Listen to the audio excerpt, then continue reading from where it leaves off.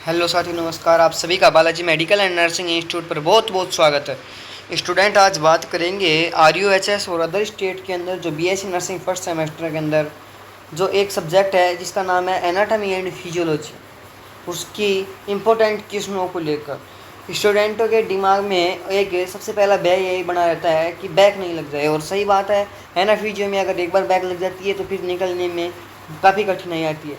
तो हम आज आपको 30 से 40 क्वेश्चन ऐसे बताने वाले हैं, अगर उनको आप बिल्कुल अगर आप पढ़ते हो तो आपकी 101% बैक नहीं लगेगी और आप क्लियर हो जाओगे। ये हमारा वादा है। और लास्ट ईयर की बात है, लास्ट ईयर 80 से 90% क्वेश्चन इन्हीं क्वेश्चनों से मैच हुए और इसी बार भी आशा करते हैं कि 60 से 70% पेपर इन्हीं क्वेश्चनों से मैच होगा। अगर वीडियो को अच्छी लगे तो वीडियो को लाइक, शेयर और चैनल को सब्सक्राइब जरूर करना। आज की वीडियो स्टार्ट करते हैं। सबसे पहले बात करेंगे एनाटॉमी और फिर इसके बाद में बात करेंगे फिजियोलॉजी की। बात करें पेपर की तो पेपर 75 मार्क्स का आएगा, जो ऑल इंडिया के अंदर INC का रूल है। 75 में से 37 की एनाटॉमी आएगी और 38 की फिजियोलॉजी आएगी।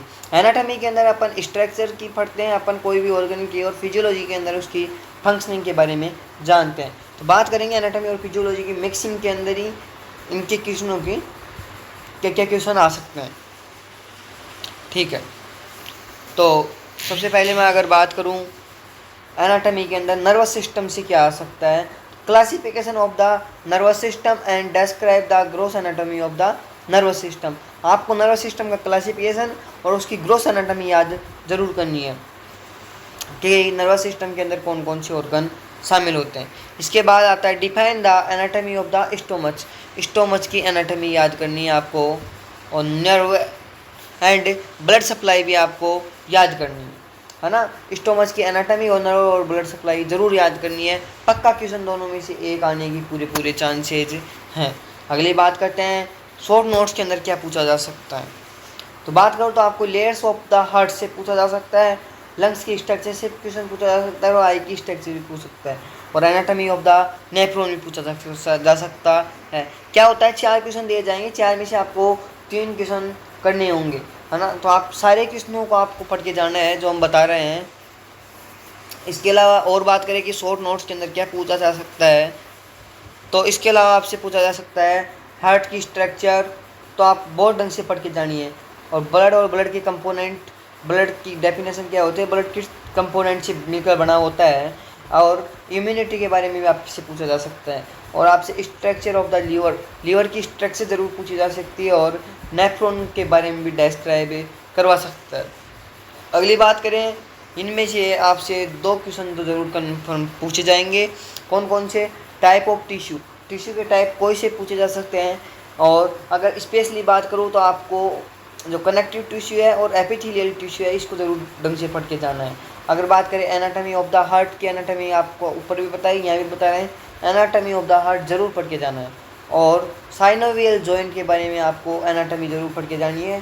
ब्रेन के अंदर ब्रेन के बारे में आपको पूरा पढ़ना है, और क्रेनियल नर्व का क्लासिफिकेशन और स्पाइनल नर्व भी आपको थोड़ी बहुत देख लेनी है। क्रेनियल नर्व से काफ़ी क्वेश्चन आते हैं। क्रेनियल नर्व 12 पेयर में होते हैं, इनके पूरों के नाम पूछे जाते हैं और इनके फंक्शन पूछे जाते हैं। Anatomy of the thyroid gland, और इसका एक्सप्लेन भी पूछा जा सकता है। थायराइड ग्लैंड और थायराइड ग्लैंड की एनाटॉमी आपसे पूछी जा सकती है। अब बात करते हैं फिजियोलॉजी की, तो फिजियोलॉजी के अंदर आपको सबसे पहले तो ब्लड प्रेशर को डिफाइन करना है, और इसको अफेक्टिंग कौन कौन से कारक कर सकते हैं, इसको ज़रूर पढ़ना है। Define the urine formation, urine की फॉर्मेशन की जो प्रोसेस होती है वो क्या होती है, and counter of current mechanism, और यूरिन फॉर्मेशन की जो मैकेनिज्म होती है, यूरिन फॉर्मेशन किस प्रकार होता है, उसको ज़रूर पढ़ के जाना है। शॉर्ट नोट्स के अंदर आपसे मेंस्ट्रुअल साइकिल ज़रूर पूछी जा सकती है, मेल रिप्रोडक्टिव सिस्टम और फीमेल रिप्रोडक्टिव सिस्टम की फिजियोलॉजी, और फॉर्मेशन ऑफ ब्लड और ब्लड क्लॉटिंग फैक्टर के बारे में भी आपसे पूछा जा सकता है, और ब्लड क्लॉटिंग मैकेनिज्म के बारे में पूछा जा सकता है।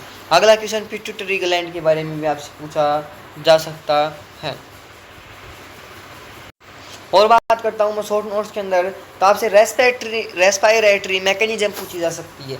रेस्पायरेटरी मैकेनिज्म के अंदर इंस्पायरेशन एक्सपायरेशन, किस प्रकार अपन श्वास ग्रहण करते हैं और छोड़ते हैं, उसके बारे में पूछा जा सकता है। इसके अलावा आपसे फर्टिलाइजेशन भी पूछा जा सकता है, और फंक्शन ऑफ मसल्स के बारे में भी ज़रूर पूछा जा सकता है। तो आप ज़रूर ढंग से पढ़ के जाना है इनको। और इसके अलावा आता है एक वेरी शॉर्ट नोट्स का क्वेश्चन जो 2 नंबर में आपसे पूछा जाएगा, उसको भी आपको पढ़ के जाना है। पहला क्वेश्चन है फंक्शन ऑफ हाइपोथैलेमस। हाइपोथैलेमस के फंक्शन पूछे जा सकते हैं, फंक्शन ऑफ एड्रेनल ग्लैंड के फंक्शन पूछे जा सकते हैं, है ना। इथ्रोपोइटिन पूछ सकता है, sliding theory of muscles contraction ये भी पूछा जा सकता है। ज़्यादा इंपॉर्टेंट नहीं है पर ज़रूर पढ़ के जाना है इसको।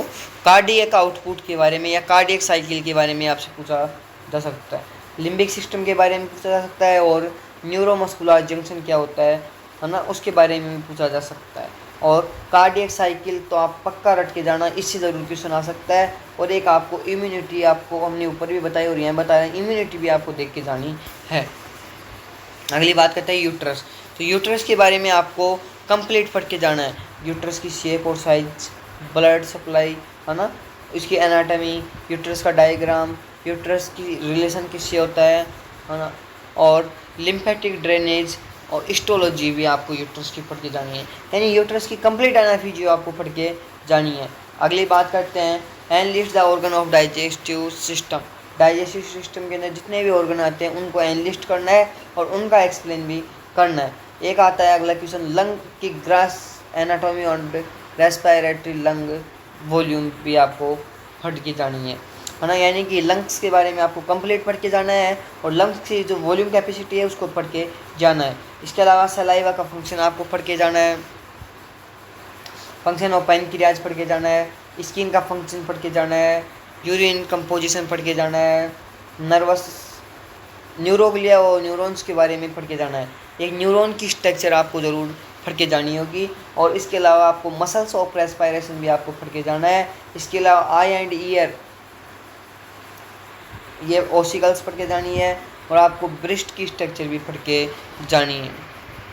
और अगर इनको एक बार फिर मैं मोटा मोटा बताऊं तो आपको एक सेल के बारे में नॉर्मल पढ़ के जाना है। टिश्यू के अंदर आपको एपिथेलियल और कनेक्टिव टिश्यू का जो डिवीजन है ना, इनका क्लासिफिकेशन है वो आपको पढ़ के जाना है। इसके अलावा ब्लड के अंदर आपको इथ्रोपोइसिस पढ़ के जाना है, WBC पढ़ के जानी है, और ब्लड क्लॉटिंग फैक्टर्स को ज़रूर पढ़ के जाना है ना। और इसके अलावा आपको RBC, WBC और प्लेटलेट्स के बारे में और ब्लड के कंपोजिशन के बारे में पढ़ के जाना है। इसके अलावा अगर बात करें हार्ट के अंदर तो स्ट्रक्चर ऑफ द हार्ट और कार्डियक साइकिल और कनेक्टिव सिस्टम पढ़ के जाना है। लिम्फेटिक सिस्टम के अंदर आपको लिम्फ नोड और स्प्लीन पढ़ के जानी है। डाइजेस्टिव सिस्टम के अंदर आपको गैस्ट्रिक जूस के बारे में पढ़ के जाना है, लीवर पढ़ के जाना है, और फंक्शन ऑफ HCl पढ़ के जाना है। रेस्पिरेटरी के अंदर आपको लंग्स, मैकेनिज्म ऑफ ब्रीथिंग जरूर पढ़ के जानी है। यूरिनरी सिस्टम के अंदर आपको नेफ्रॉन, किडनी और यूरिन फॉर्मेशन के बारे में कंप्लीट पढ़ के जाना है।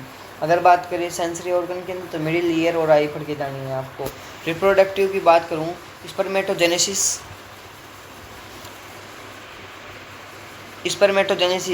और स्पर्म की स्ट्रक्चर और ओवम की स्ट्रक्चर, है ना, और MC यानी मेंस्ट्रुअल साइकिल, oogenesis आपको ज़रूर पढ़ के जानी है। इसके अलावा बात करते हैं नर्वस सिस्टम, काफ़ी इंपॉर्टेंट है, इसके बारे में हमने बताया।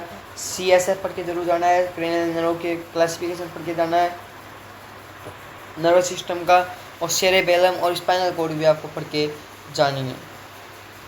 स्केलेटल सिस्टम काफ़ी इंपॉर्टेंट है भी अपने आप में। इसके अंदर आपको कंप्लीट जॉइंट पढ़ना है और जॉइंट के अंदर साइनोवियल जॉइंट ज़रूर पढ़ के जाना है। इसके अलावा आपको फीमर बोन ज़रूर पढ़ के जानी है। इसके अलावा आपको स्केलेटल सिस्टम का क्लासिफिकेशन पढ़ के जाना है और मसल्स की फिजियोलॉजी पढ़ के जानी है। एंडोक्राइन सिस्टम की बात करूं तो एंडोक्राइन सिस्टम के अंदर आपको क्या पढ़ के जाना है, थायराइड ग्लैंड पढ़ के जानी है। इसके अलावा आपको पैराथायरॉयड हार्मोन पढ़ के जाना है, और एड्रेनलिन हार्मोन होता है रास सिस्टम, ये भी आपको पढ़ के जाना है। यही था कुछ इंपॉर्टेंट क्वेश्चंस के बारे में जानकारी जो हमने आपको बताई। अगर इन्हीं टॉपिकों को आप पढ़ के जाते हो, हम गारंटी देते हैं कि आपको पास होने से कोई नहीं रोक सकता है और आप एक अच्छे नंबर के साथ क्लियर कर जाओ ये पेपर। और आप सभी को एग्ज़ाम के लिए बेस्ट ऑफ लक। अगर वीडियो अच्छी लगी हो तो वीडियो प्लीज़ ज़्यादा से ज़्यादा शेयर और चैनल को सब्सक्राइब करना। आज के लिए इतना ही, जय हिंद, थैंक यू।